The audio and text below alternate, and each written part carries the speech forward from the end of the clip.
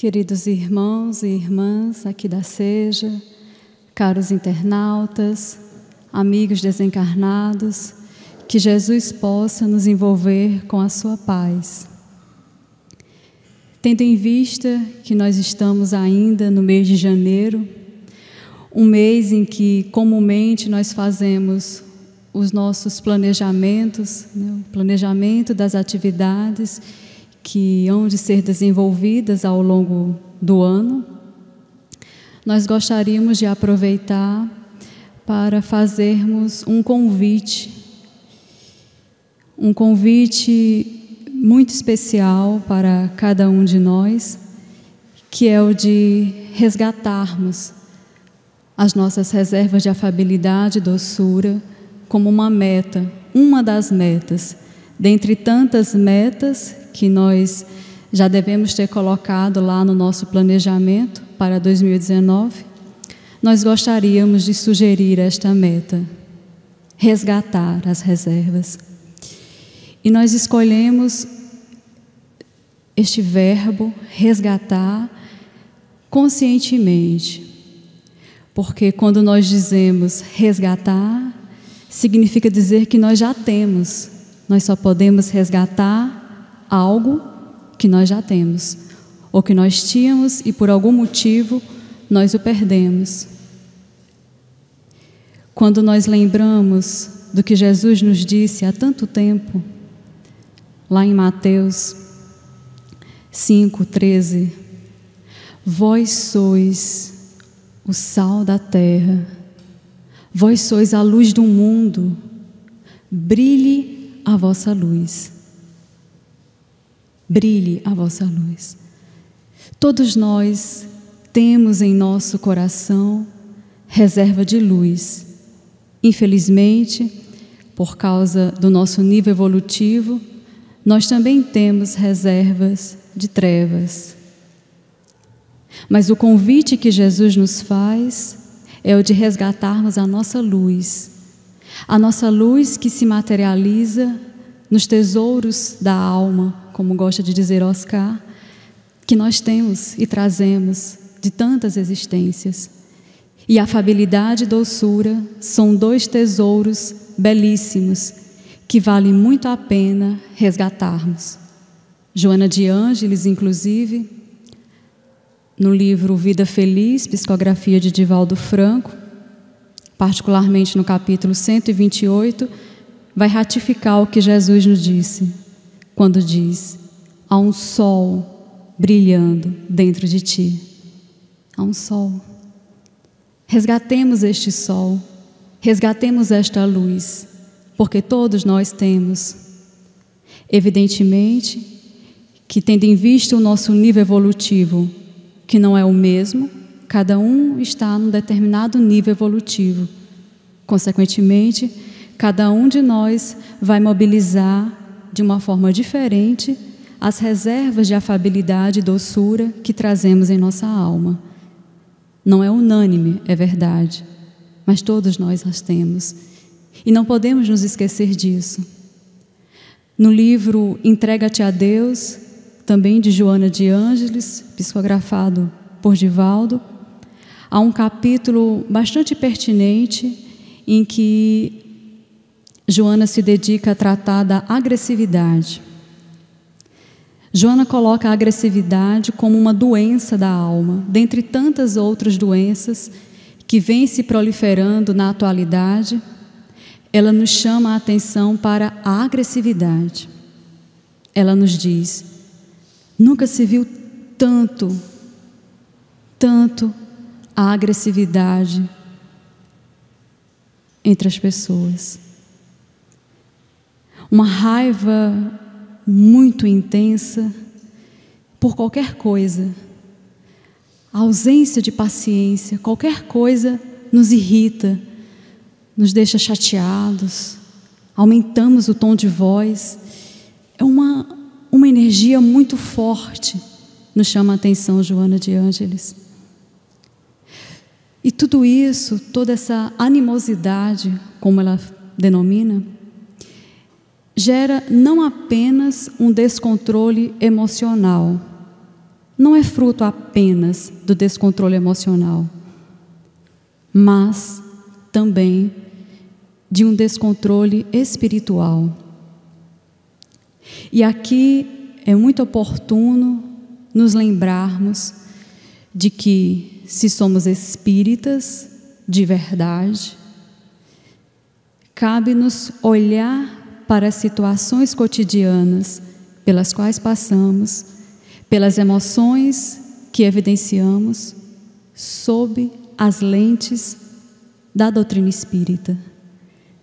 É o que vai nos diferenciar, é o nosso olhar. Aqui eu tenho um olhar para essa situação espírita, porque eu sou espírita. Então, quando tem essa agressividade, nos diz Joana de Ângeles, além do descontrole emocional, é muito provável que haja também um descontrole espiritual. Porque, como nós sabemos, a lei de sintonia é inegável. É inegável que existe a lei de sintonia. Então, como já nos dizia Allan Kardec no livro A Gênese, particularmente no capítulo Fluidos, os fluidos semelhantes se aproximam, ao passo que os fluidos dessemelhantes se repelem. Ou seja, se eu estou vibrando numa faixa baixa, se eu estou sendo agressiva, se eu estou com uma raiva intensa, cotidiana, eu vou atrair para perto de mim espíritos que estão vibrando nesta mesma sintonia.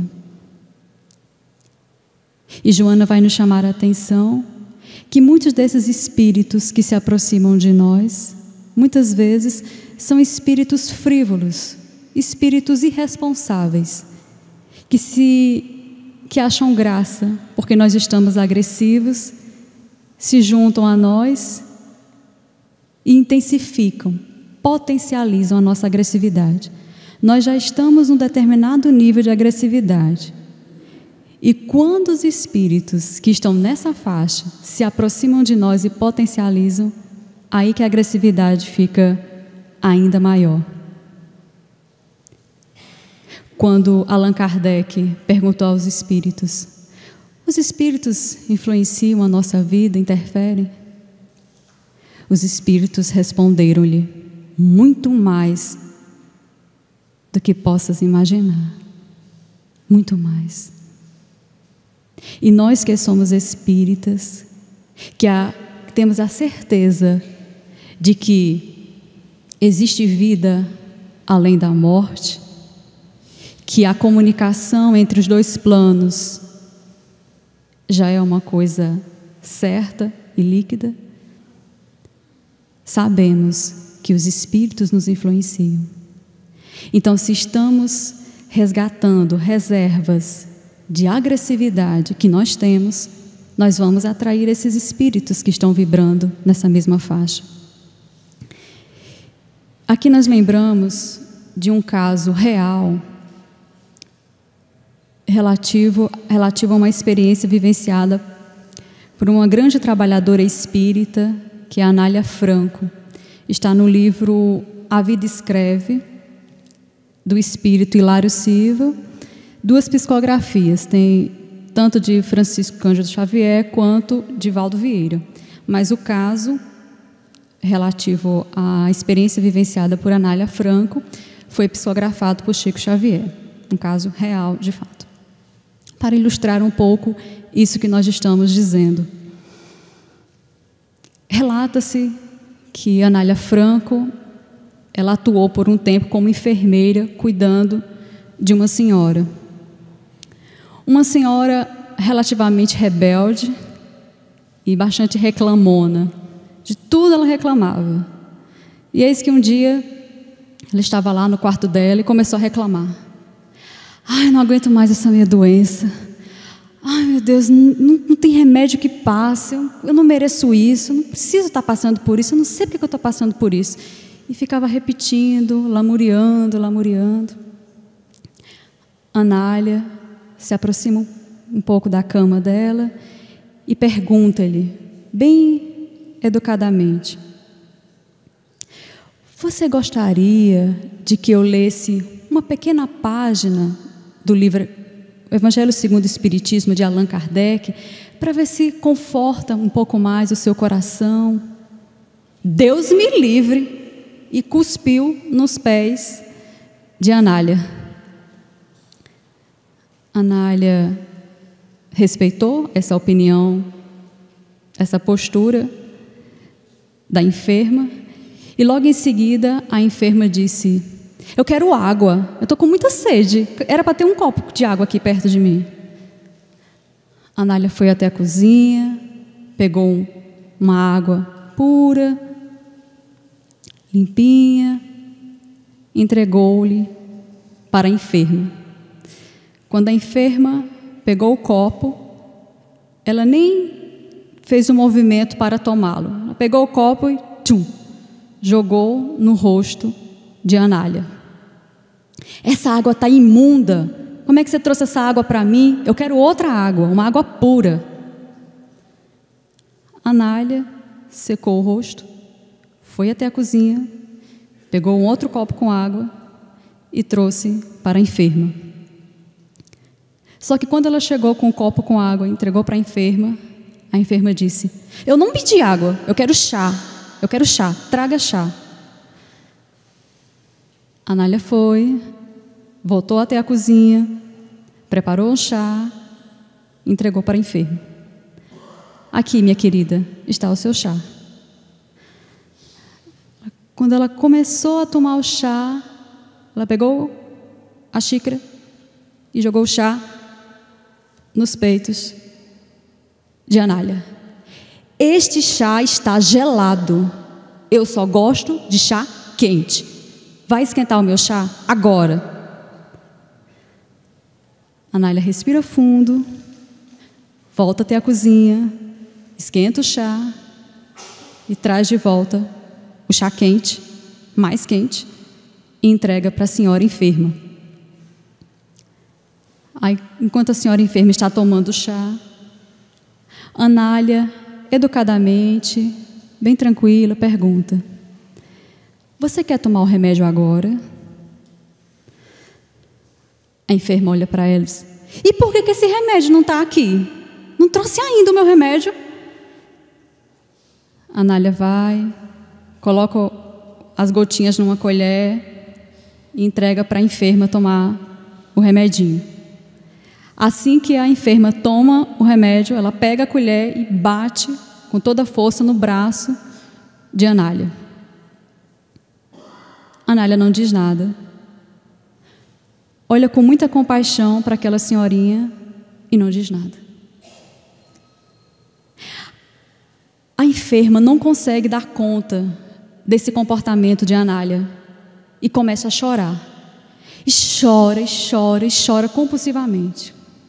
Chora, chora e diz, depois de ter chorado bastante, olha para Anália e diz: Anália, se é essa tua religião aí, espiritismo, que te ensina a ser tão paciente comigo, a aguentar tudo que eu faço com você, então leia logo esse negócio, leia esse trecho aí do Evangelho, leia, porque não tem condições. Como é que você pode ser tão paciente comigo?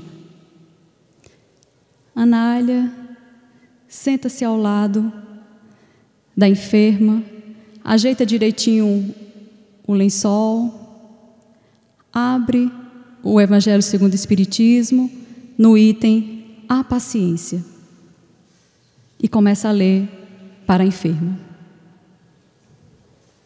A dor é uma bênção necessária, tal. E à medida que Anália vai lendo aquele trecho do Evangelho, eis que a enferma vai se tranquilizando, ficando mais calma. Aí Anália pergunta: eu posso aplicar um passe? Pode. Anália vai e aplica um passe. Você quer tomar um pouquinho de água fluidificada? Quero, traz para mim. A enferma toma a água fluidificada. E a sintonia mudou totalmente, a ponto de Anália conversar com a enferma sobre os projetos que ela tinha de um orfanato, que recebia crianças carentes. E a enferma estava numa outra sintonia, de modo que ela conseguiu dormir bem, e no outro dia, beijando as mãos de Anália, disse: eu reservei esse dinheiro para ajudar no seu asilo.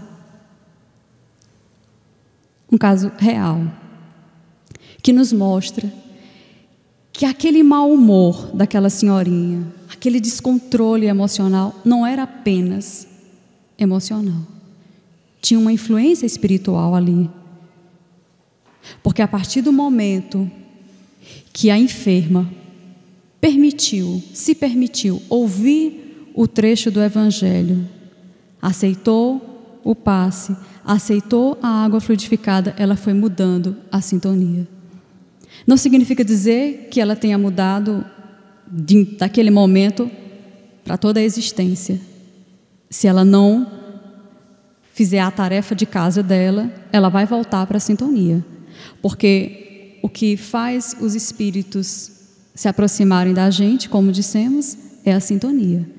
Se ela mantém uma boa sintonia, se ela mantém as leituras, se ela mantém a oração, ela vai estar sempre bem acompanhada. Caso contrário, vai voltar a ser influenciada pelos espíritos diversos. Então, o tom de voz interfere significativamente nesse processo, porque vejam que o tempo todo ela era muito agressiva, um tom de voz alto, rebelde, com aquela senhora que tão bem cuidava dela. Diz Joana de Ângeles, no capítulo 100 do livro Vida Feliz, psicografado por Divaldo: não grites, não grites. O tom de voz evidencia o nosso estado de espírito. De uma forma geral, quando falamos de uma forma agressiva, quando estamos discutindo, nós não estamos no equilíbrio. Gera perturbação, gera desarmonia, diferentemente de quando nós estamos falando em um tom normal, em um tom afável. O tom afável, a modulação afável da voz vai favorecendo a paz, a tranquilidade. Quando nós conversamos com alguém que fala muito rápido, não sei a sensação de vocês, vai me dando uma angústia, porque a pessoa vai falando muito rápido e parece que está muito ansiosa e a gente não consegue. E quando a pessoa vai falando mais devagar, vai trazendo paz. A gente vai conseguindo acompanhar melhor. Quando a gente vai colocar uma criança para dormir, a gente vai cantar uma música, a gente canta em um tom alto ou num tom suave. Quando a gente chega aqui à Seja e os meninos Palme e Guilherme colocam a música, eles colocam uma música agitada ou uma música tranquila? Música tranquila. Porque esse tom mais tranquilo favorece estarmos na boa sintonia. Favorece resgatar os nossos tesouros, resgatar a afabilidade que temos, a doçura que temos. Veja que até aquela senhora conseguiu demonstrar um gesto muito simples, mas que revela a doçura que tinha nela, mas que estava abafada por conta da revolta. Ela beijou as mãos de Anália como um gesto de gratidão, uma outra forma de dizer eu sou grata, e beijou-lhe as mãos. Então, o convite que estamos fazendo é resgatar isso que nós temos, num exercício contínuo, uma postura sincera de respondermos o que nós estamos fazendo com as reservas que temos. É uma pergunta que nós poderíamos levar para as nossas casas, e pensar com calma. Aqui é só um momento para colocar essa questão. No meu cotidiano, eu tenho mobilizado as minhas reservas de agressividade mais, né? Eu tenho mobilizado mais agressividade, ou eu tenho mobilizado mais afabilidade, mais doçura? É uma questão que nós poderíamos levar para casa, para pensar um pouco. Agora, é preciso deixar claro que quando nós estamos dizendo isso, resgatar reservas de afabilidade e doçura, nós estamos dizendo resgatar sinceramente, mobilizá-las sinceramente, não um culto da aparência. Que seja, eu sou uma pessoa doce, sou uma pessoa afável, mas lá no meu trabalho eu sou bem carrasca, sou bem agressiva. Lá na minha família eu sou bem de mau humor. Não. E aí aqui vale muito a pena revisitarmos a comunicação do Espírito Lázaro, que está no item 6 do capítulo 9 do Evangelho segundo o Espiritismo. O título é justamente afabilidade e doçura. Só que neste item, predominantemente, o Espírito tem a preocupação de dizer: cuidado com as máscaras, cuidado com a aparência, cuidado para que da boca não saia leite e mel, mas do coração saia um desejo de vingança, esteja guardando muitas mágoas, muitos ressentimentos, e aparentemente fala-se só com doçura, mas dentro ainda predomina a parte mais escura que nós temos. Então o Espírito Lázaro vai nos chamar a atenção que quando se fala vamos mobilizar a afabilidade e doçura, vamos mobilizar de coração, devagar, de acordo com o nível em que nós nos encontramos. Hoje a gente consegue oferecer um sorriso.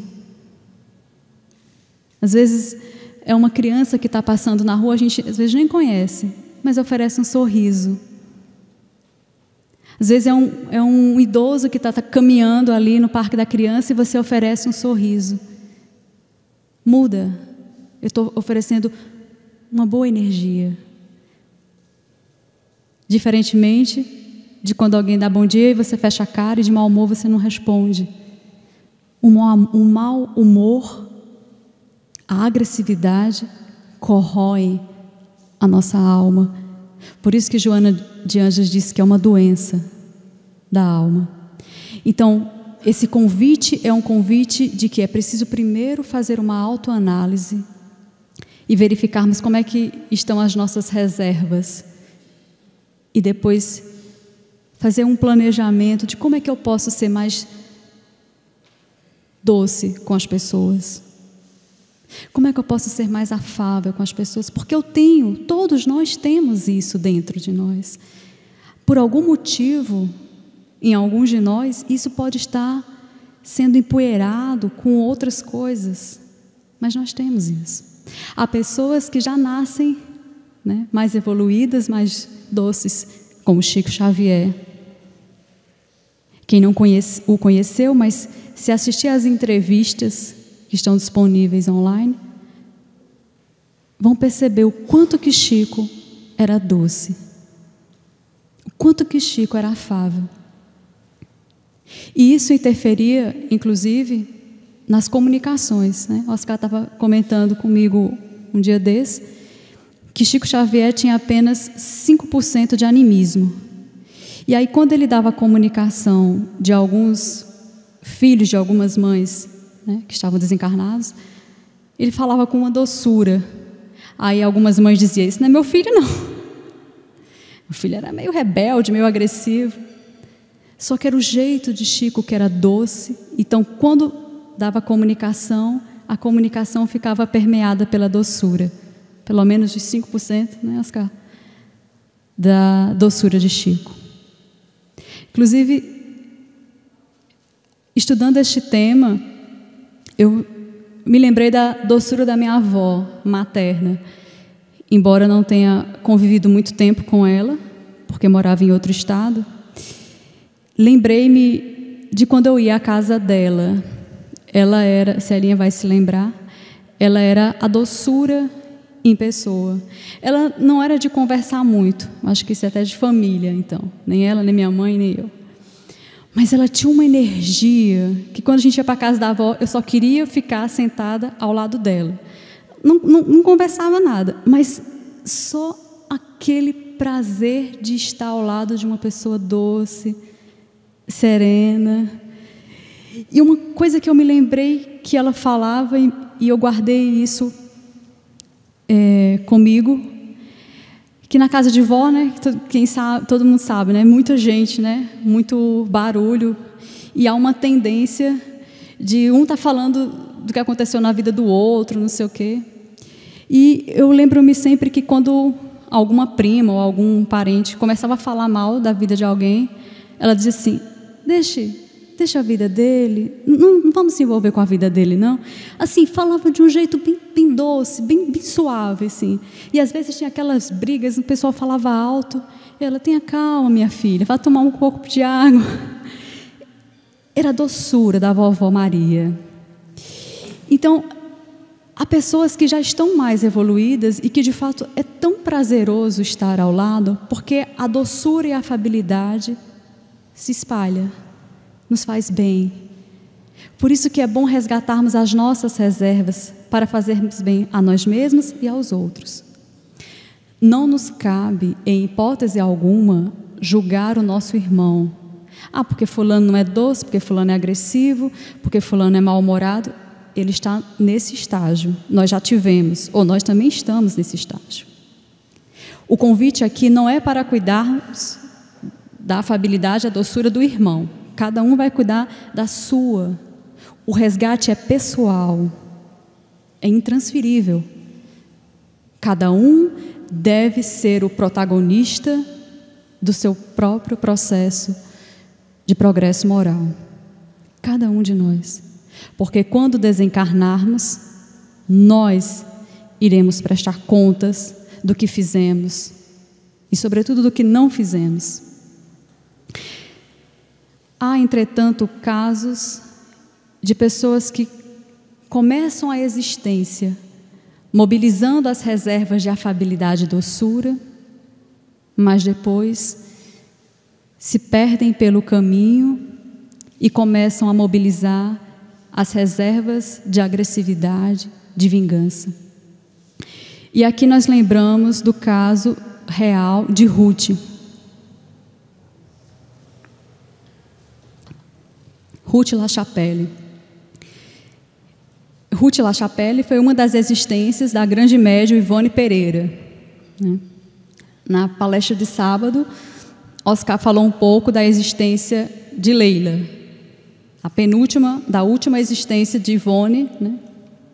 Antes de Ivone, na verdade, que foi Leila. E hoje nós gostaríamos de resgatar um pouco a história de Ruth Lachapelle, que está no livro Nas Voragens do Pecado, do espírito Charles, e a psicografia da própria Ivone. Esse é um dado muito interessante, porque Ivone, dentre tantas virtudes, ela foi muito corajosa, pois ela psicografou várias existências dela, em que, na maioria, não todas, até chegar a Ivone, ela fez escolhas equivocadas. Então, imaginemos que ela estava psicografando essas próprias escolhas. Então, Ruth fazia parte de uma família protestante, na época, lá na França, ano de 1572. Eram 5 pessoas, os pais, ela e mais 2 irmãos. Ela tinha uma ligação muito forte e muito bonita com o irmão mais velho, Carlos. É uma relação que a gente percebe ao longo das outras obras que dão continuidade às outras existências. Uma relação de muito afeto, de muito cuidado, de muito carinho. Carlos foi o primeiro na família que aderiu ao protestantismo, em decorrência da reforma protestante que acontecera na época. E aí depois toda a família foi aderindo, e no próprio castelo onde eles moravam,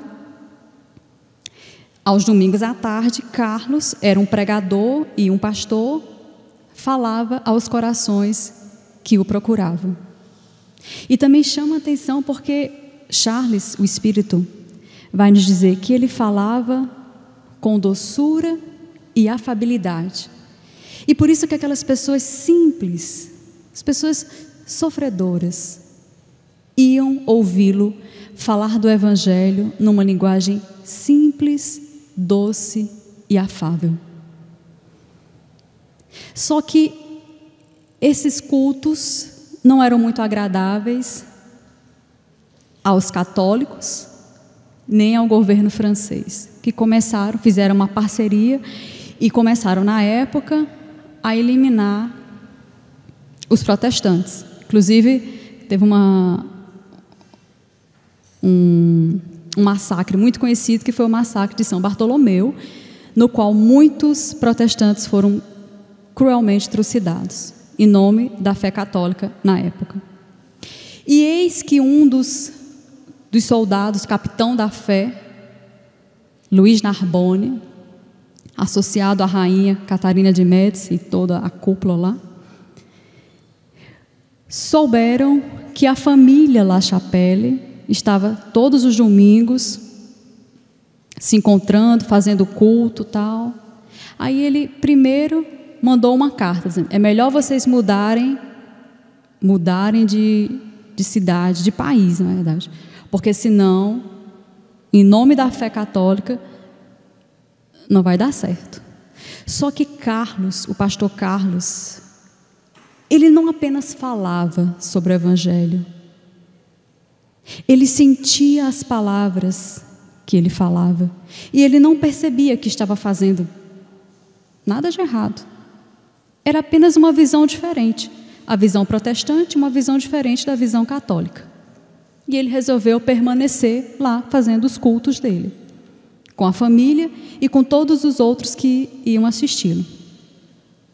Luís Narbonne era muito fundamentalista, defendia a Igreja Católica com unhas e dentes, disse: não, se não foi por bem, vai por mal. Convocou toda a tropa, e quando foi no domingo à tarde, quando estavam lá, trucidou todos os que estavam assistindo ao culto, menos Ruth La Chapelle, que estava na casa da cunhada, da noiva de Carlos, Otília. E a gente poderia estar se perguntando: o que é que isso tem a ver com afabilidade e doçura? É porque Ruth, logo no início do livro, Charles vai traçar uma caracterização dela. Ruth, ela tinha um sorriso um pouco ingênuo, um olhar doce, uma expressão terna. Diz Charles que ela era um anjo. Todas as cunhadas gostavam dela, o irmão era apaixonado por ela. A relação é muito bonita. Quem lê o livro vai perceber isso. Uma relação muito bonita, doce, tranquila. Entretanto, depois que toda a sua família foi cruelmente trucidada, a sua cunhada, Otília, que estava prestes a se casar com o pastor Carlos, não deu conta, desenvolveu uma tuberculose e já estava prestes a desencarnar. E convenceu Ruth a se vingar do que foi feito pela família dela. Ruth, elas eram adolescentes, elas eram de 18 anos, entre 16 e 18 anos. E aí tem até um capítulo que é o pacto obsessor. Otília começou a colocar na cabeça de Ruth: você precisa vingar a nossa família, você precisa ir lá para Paris e acabar com a vida de Luís Narbonne, que acabou com a vida de toda a nossa família.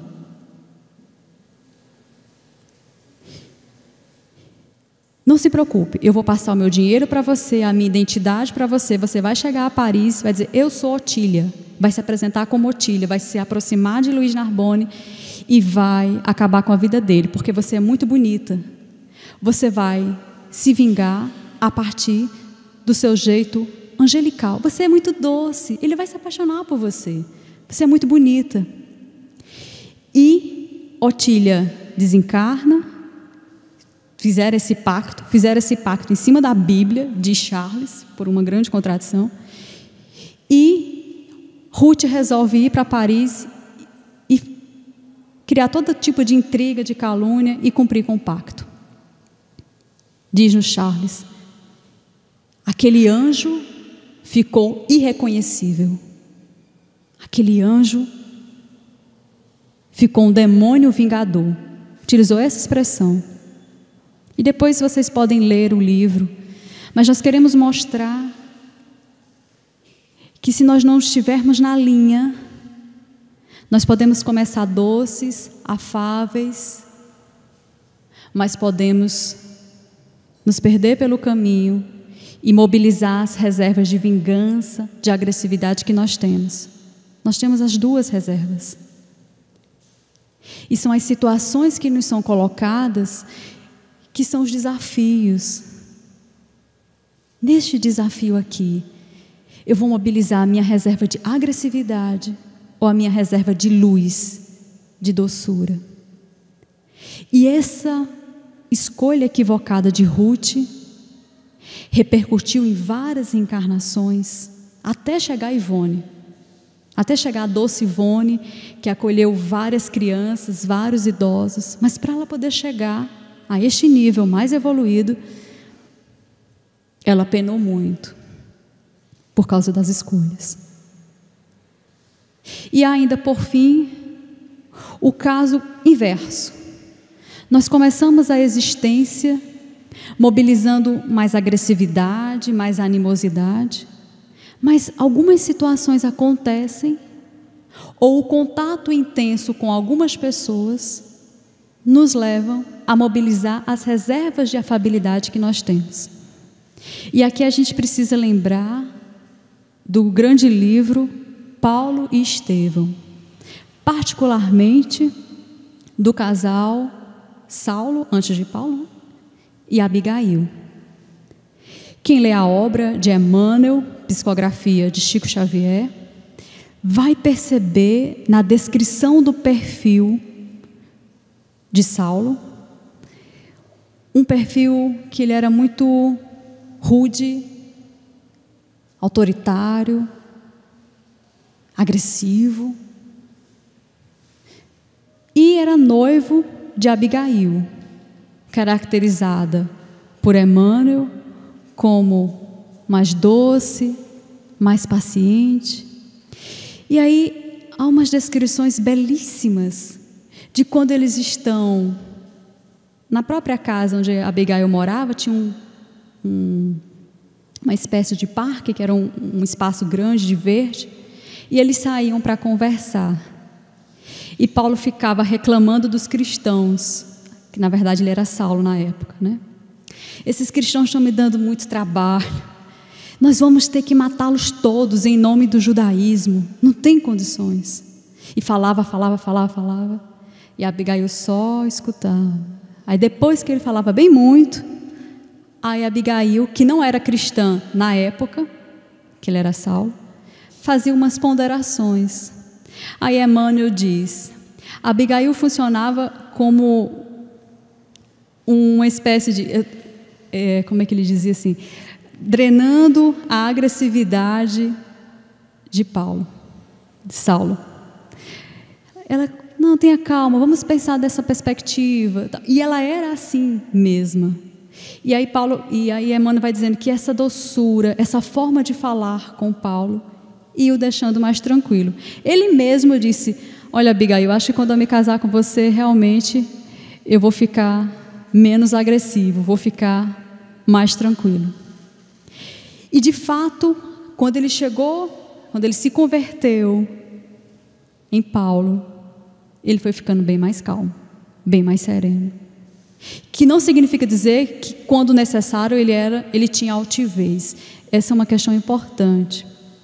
As pessoas que são afáveis e doces, não significa dizer que elas não são, a gente vai chamar, essa pessoa é muito lesa, parece uma banana, não tá. Não. A pessoa é doce e afável, mas em alguns momentos em que é necessário, ela age com altivez, ela fala com altivez. Ante uma injustiça, ante uma escolha equivocada, ela fala e corrige com altivez. Mas depois volta ao seu estado predominante, que é um estado de doçura, equilíbrio e de paz. Jesus é para nós o grande exemplo de afabilidade e doçura. São inúmeras as cenas que nós vemos no Evangelho em que ele tratava as pessoas com doçura, olhando nos olhos. Isso é muito importante, porque como falávamos ao referir-nos à comunicação de Lázaro, afabilidade e doçura não como máscara exterior, mas como algo que brota, porque nós podemos até nos enganar, mas jamais enganaremos a Deus de quem realmente somos, o que realmente temos. Inclusive, a gente pode até demonstrar um gesto de afabilidade, mas quando olhamos nos olhos do outro, a gente consegue perceber se aquele gesto foi um gesto sincero ou um gesto social. Porque os olhos, como nos diz Platão, são a janela da alma. Não é isso, Oscar? Os olhos são a janela da alma. Então, às vezes a gente está falando alguma coisa, mas o nosso olhar está dizendo outra coisa. Às vezes nós estamos sendo educados, afáveis, mas quando damos um abraço, basta ter um mínimo de sensibilidade e a gente vai perceber que aquele abraço não corresponde ao que está sendo dito. Porque tudo tem que brotar do coração. O que a gente fala, como a gente trata as pessoas, como a gente pensa, tudo deve estar relacionado. E Jesus exemplifica isso muito bem. Deixa vir as minhas criancinhas. Tantas curas que ele fez. E nos diz Joana, tudo que ele fazia sensibilizava a todos que o viam e com ele conviviam. Era um exemplo de coração afável. Inclusive, há um texto de Joana de Ângeles, Um Coração Afável, que está no livro Florações Mediúnicas, se eu não me engano, evangélicas, em que Joana vai citar o exemplo de Jesus como esse coração afável e, ao mesmo tempo, vai nos propor um caminho para resgatarmos as nossas reservas de afabilidade e doçura. Começa com um gesto de você olhar para a outra pessoa e cumprimentá-la. Começa com um sorriso que nós oferecemos a outrem. Começa com a ajuda, quando estamos atravessando o sinal e vemos uma pessoa que está com dificuldade e a gente se oferece. Você aceita que eu lhe ajude? São pequenos gestos que nos permitem resgatar aquilo que temos de melhor. Talvez nós estejamos insistindo muito nos nossos defeitos e naquilo que temos de pior, mas está na hora de destacarmos o que temos de melhor. Nós temos luz, nós temos muita luz. Vamos ser luz, vamos resgatar o que temos de melhor, afabilidade e doçura.